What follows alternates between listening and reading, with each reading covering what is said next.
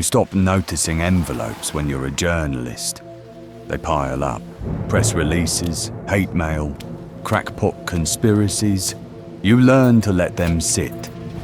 But some things don't want to be ignored. I don't open mail right away. Usually, I just stack it with the rest and move on. But this one, I kept glancing back at it. No return address. Thick paper. Dated. Handwritten, not printed like the others.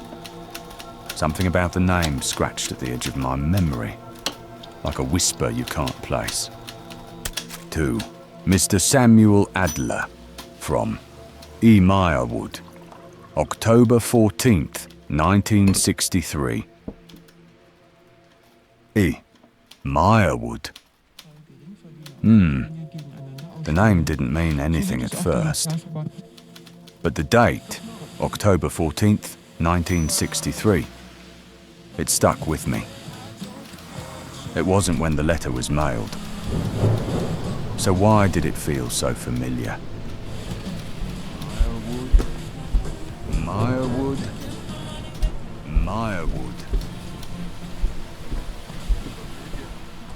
I ran the name through my mind. Something buried deep in my childhood stories, maybe. A ghost in family tales, always whispered but never explained. E. Meyerwood. It felt like a shadow I couldn't shake.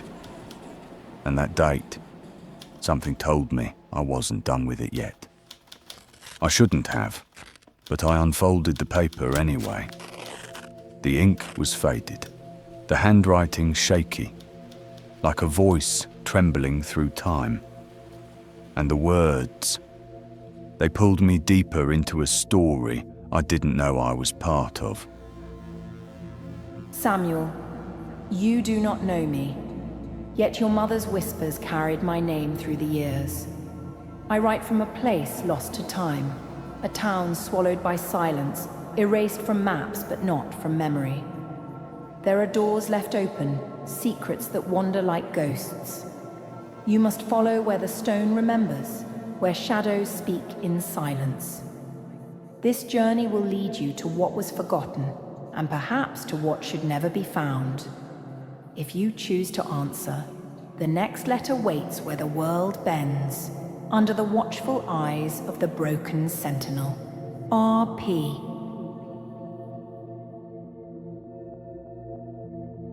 R.P.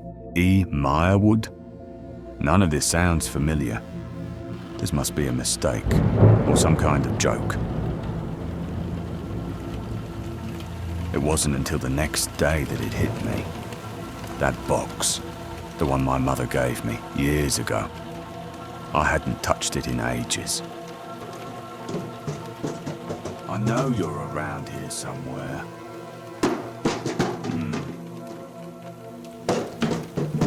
Buried beneath old scarves, journals, a dried rose, there it was, a photograph. And suddenly, I knew why the name had stuck with me. Elizabeth Meyerwood, Red Pines, summer 1938. Red Pines, R.P. That name wasn't from nowhere. It was close to where my mother was born, a small summer camp maybe 5 miles out. I remember the name, though I never visited. They shut it down before I was even born. No one ever talked about Red Pines much. It was always just past the hills, past the trees, like something people chose to forget. This could be worth checking out. I'd just wrapped up a few projects for the paper, and the city was emptying out for summer break. I drove out the next morning. The village hadn't changed much. Same crooked road, same peeling signs. It felt smaller than I remembered, like the trees had grown taller just to swallow it whole. No one said Red Pines, not out loud. But I found a diner, the kind that still smells like coffee and cigarette smoke from 40 years ago. The man behind the bar looked like he'd come with the place, said his name was Wallace. When I mentioned my aunt, Elizabeth Meyerwood, he paused, real quiet. Meyerwood? Haven't heard that name in a long while. She was my aunt. I think she lived near here before they shut things down. Do you know where she lived? Out past the trees, east of the old grain mill. Last house before the pines. Place is still standing. Barely. Wouldn't go poking round after dark. Why not? Oh. Hey, old man. People around here don't touch that place. They say even forgotten things remember being disturbed. I followed the road east, past the grain mill, just like he said. It wasn't a driveway anymore, just two narrow ruts in the grass, half swallowed by time. And at the end of it, there it was. The Meyerwood house, rotten siding, shattered windows, like it had been waiting for something, or someone, to return. What a dump. What was my aunt trying to say with, where the stone remembers, where shadows speak in silence? And the broken sentinel, where's that supposed to be? Where does the world bend? I guess dead people are poets, or just messing with me. I started poking around the place. Old papers, broken furniture, dust thick enough to choke on. Then, the statue's head. It looked like it had been torn from something bigger. I reached out to pick it up, but it slipped from my hands and hit the floor with a dull crack. That's when I saw it, in the light, the carvings right along the neck. P.O. Box 191, Red Pines. Route 7? That can't be right. I checked the maps before I left. No road by that name anywhere near here. Was it an old designation? A nickname? Or something else entirely? Maybe it wasn't a road at all. Maybe it's a code. I was just about to leave, stepping around the side of the house, hoping maybe I'd missed something.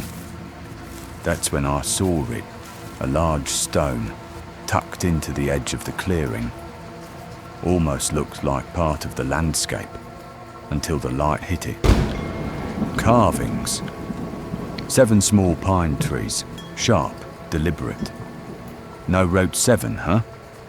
Maybe this is what they meant. I think I'd passed something on my way in. A stretch of road lined with 7 pines. Didn't think much of it at the time. I guess that's where we're headed next. Just past the line of pines, the road bent, crooked and half swallowed by weeds. Not the camp entrance you'd expect. This was a side path. Then I saw it, a weather-worn sign, barely legible. A postal mark. This might be the place. The door creaked open like it hadn't moved in decades. Inside, paper everywhere. Tossed, scattered, forgotten. Whatever this was, it hadn't been touched in a long, long time. The boxes were lined up, rusted, some hanging open, most sealed shut by time. 187, 189, 190. There. 191. This must be. It was already open. Like someone had been here, or never left. Another envelope. No stamp. No address. Just my name. Same handwriting. Same strange, careful script. But this one wasn't old. It looked new. Fresh. Like it hadn't been waiting here long at all. Another letter from Aunt Elizabeth.